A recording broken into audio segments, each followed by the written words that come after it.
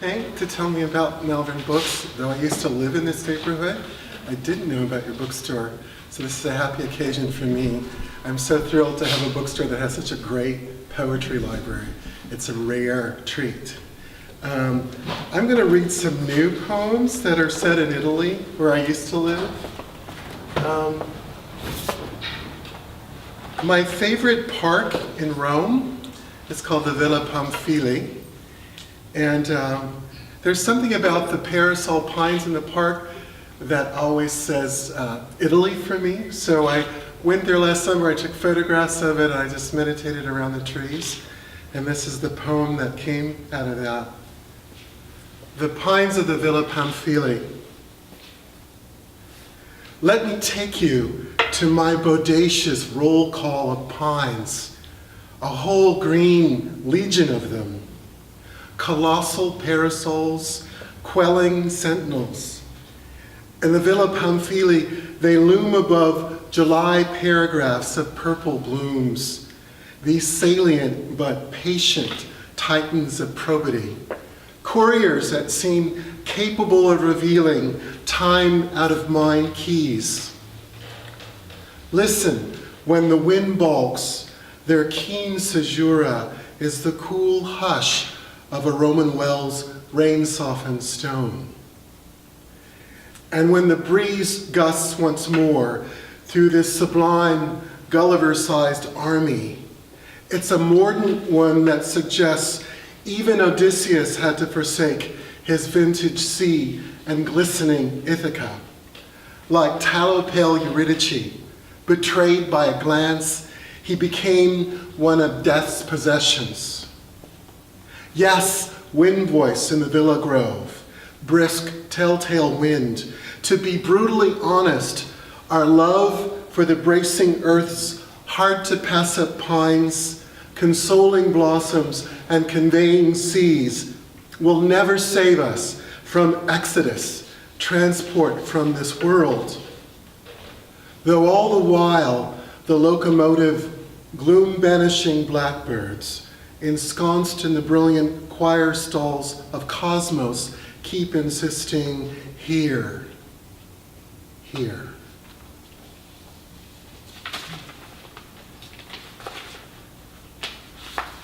I'm putting together a volume of my poems about Italy that I've written over a few decades. This is another poem about Rome. It's called Jasmine. These are the days of jasmine in Rome, when headlong emboldened April has dissolved, and the joyous braiding of sun and rain brings a sweet, steady broadcast. When I step from the supper-time train, that's what greets me. Roman hedges and walkways, graffiti-laden precincts, graced with pallid fireworks, so even the most tumble-down niches seem breeze-swept, festive now with fragrance. Jasmine, the elating moment's shibboleth, the cool, enrapturing night's cavalry. Even crown glorious Daria, my terrace-loving neighbor, confides. When Galliano came back from the front, his right hand was bandaged. But in his uninjured one, poet, he held a fistful of jasmine he picked along the path to my door. How could I not become his wife? And I think I'd like to try a poem newly published in Gulf Coast called The Shadow. And it's inspired by the Hans Christian Andersen story, The Shadow. I don't know if people are familiar with that one. It's always scared me for years and years and years. So in order to get over my fear about the story, I ended up writing my own version. The Shadow. Traveler, I came to a colossus of clustered houses, a sultry kingdom replete with breeze-swept balconies, belled donkeys, and vying boys, slyly triggering Roman candles, all of it beneath a glittering caravansary of detectable stars. In the bullying heat of that equatorial city, my rambunctious shadow grew thinner, desiccated, restless, and leaped abracadabra, more jack-in-the-box than an agile gazelle, onto the mysterious neighbor's intricate balcony. When my road-swift, dark counterpart returned, I asked, "What did you see? Who lives there?" "Poetry," he revealed. Yes, poetry, as numinous and longed for as the northern lights, often lives in palm-guarded places as a shuttered garbo, an elusive recluse cloistered among us. Imagine, I was a seeker, tantalized by light and shadow, that I faithfully mimicked in expressive oils and aquarelles. An ardent itinerant painter, attuned to the way garden shadows become diligent brushstrokes or late afternoon lace. So why should I be surprised at my headstrong shadow? After his first inspiriting adventures in poetry's captivating rooms, in one magnanimous gesture, I set my shadow free to become his own up-and-coming man, to acquire blue serge, a boutonniere, and a dapper bowler. But he employed his newfound humanity, his effusive charm and flair, to persuade the winsome princess, my beloved fiancée, that I was the unruly impostor, the mad shadow who deserved oblivion. First Bedlam, then the chilly volley of a firing squad. And in the flashpoint I was manacled, I saw our fierce mirroring was never friendship, twinship, but a crafty fisherman's net, a supplanting spider stratagem. I saw how slowly and inexorably I became a Christ in distress, and my rebellious shadow, a charioteer, a ruffian god, a key-cold executioner. So that's my version of his scary story about the shadow taking over your life.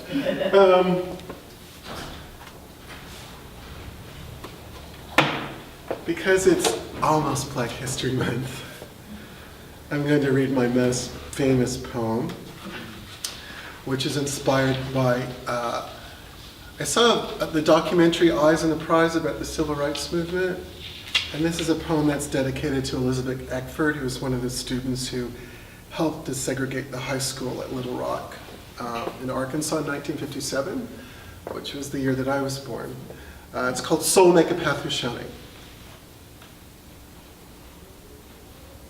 Thick at the school gate are the ones rage has twisted into minotaurs, harpies relentlessly swift. So you must walk past the pincers, the swaying horns, sister, sister, straight through the gusts of fear and fury, straight through. Where are you going? I'm just going to school. Here we go to meet the hydra-headed day. Here we go to meet the maelstrom. Can my voice be an angel on the spot? An amen corner. Can my voice take you there? Gallant girl with a notebook. Up through the shadows of gallows trees. To the other shore. A globe bathed in light. A chalkboard blooming with equations. I have never seen the likes of you. Pioneer in dark glasses. You won't show the mob your eyes, but I know your gaze. Steady on the North Star, burning. With their jerry-rigged faith, their spear of the American flag, how could they dare to believe you're someone sacred? Nigger, burr-headed girl, where are you going? I'm just going to school. I just saw the Selma film on Friday, and I feel like the poem is very much in the spirit of the movie. What else do I wanted to read today? I think I'll read a little bit of my last book, to skip around a little bit in terms of subject matter. My last book is about the integrity of young people in World War II. I don't know what else you need to know here. This is a kind of anthem for the book. It's called Elegy with an Owl in It. The young, the war buffeted, the banished. They were blossom and fruit-seeking branch lovers, braid in the inkwell schemers, and their time under watchtowers, brief as relinquished myrrh, brisk as an owlet fluttering against a soldier's insignia. This is the opening poem in the book. It's based on the life of a friend of mine, Eric Kahn. It's called Pencil and Dragon Slayer, and it's in 3 parts. The first one is called Resurrected Pages. In night terrors, the war's a raging hunter, shouldering a brace of birds. In night terrors, when I open my mouth, everything's mute, confiscated. As suddenly a hand in a snowbank I spotted as a boy, while wielding a pretend baton, while aping a local maestro, surges out of the ruins of my shell precinct. If I risk the pages tucked in a mustard tin, cached long ago, I know I'll resurrect. Fish sellers, bereft of fish. Bakers, orphaned of flour. The city still pinioned and eviscerated. Listed in an age yet legible entry are a knockabout boy's pure trophies, pilfered from a shattered tailor shop, a not-rusted penknife, and a pine green spool of thread, precious to my thrifty mother, a windfall jacket, and a woolen scarf that I dubbed my lucky armor. Adept at hide-and-seek, a rebel rat in a blistered district. Listen, I had a childhood of dead-sure cowboys and dream buffalo, of faux fishing poles and make-believe marbles. In those years that can't be tallied like other years, when it was illegal to touch a camera, so scribbled words became equivalent to snapshots, an empty-bellied boy's respite in a cloud-blackened Europe of brutal roll calls, quickly buried letters, and bricked-up gold. 2, there are no children here. Adolf, the upending dreamer. He was a rebuffed painter, let me remind you. And when his acolytes insisted, alluding to their burlike camps, es gibt hier keine Kinder, there are no children here. In one sense, it was unalloyed truth. A kid cast off, I was relegated to the shadow of their vision of heaven. And no Valhalla-bound heart, no dream-laden easel, no lofty fanatic ever admits ensuing cries of failed infants. The first act of the play, the last, the first gazebo, the first garden lamp, the first busy nest glimpsed in the earliest park, and no words to pin them yet, no handles for this fleeting vision, baled hay, waving hands, bits of blue spied from a chink in a boxcar, a wick-thin boy bearing his numbered flesh become the shadow of their vision of heaven. 3, Pencil and Dragon Slayer. Hear me, my boyhood was a suitcase ready by the door, a bomb-cratered bridge, a punishing nightscape.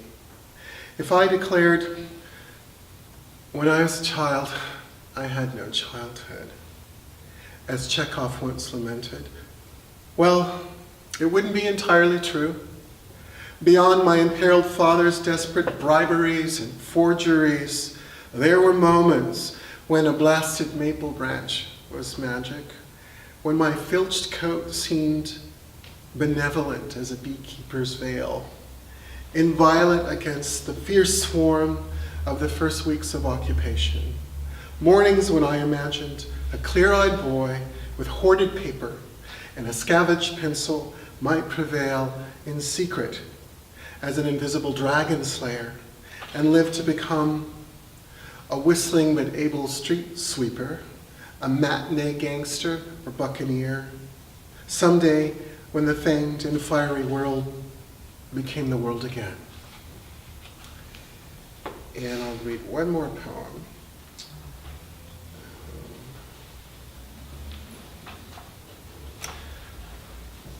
This is a poem that's inspired by the art of Kata Kollwitz. Are people familiar with Kata Kollwitz? She did a lot of incredible woodcuts.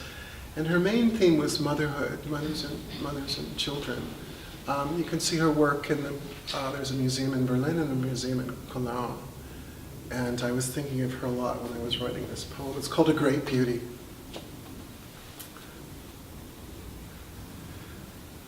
And when her son never returned from the meant-to-crush-him camps, the crucible of Poland, always hard at work, Isa slept for endless hours. And once under her lids, she was led by diligent female Virgils to a vast meadow where an inspirited Isa embraced, one by one, countless women who remained in mourning for their cherished sons. Gallant and stricken, together the myriad bereaved but defiant women formed an ever-widening circle, prodigal with bitter tears. And then suddenly, like a jackdaw darting from eve to sun-drenched eve, something flew between the throats of the grieving, heart-gutted mothers, and a great beauty arose. In the dream, Isa recalled, the singing of the herald women with war-taken sons hushed the world's barrenness. In the dream, the startling river of sound altered the embattled earth. Thank you.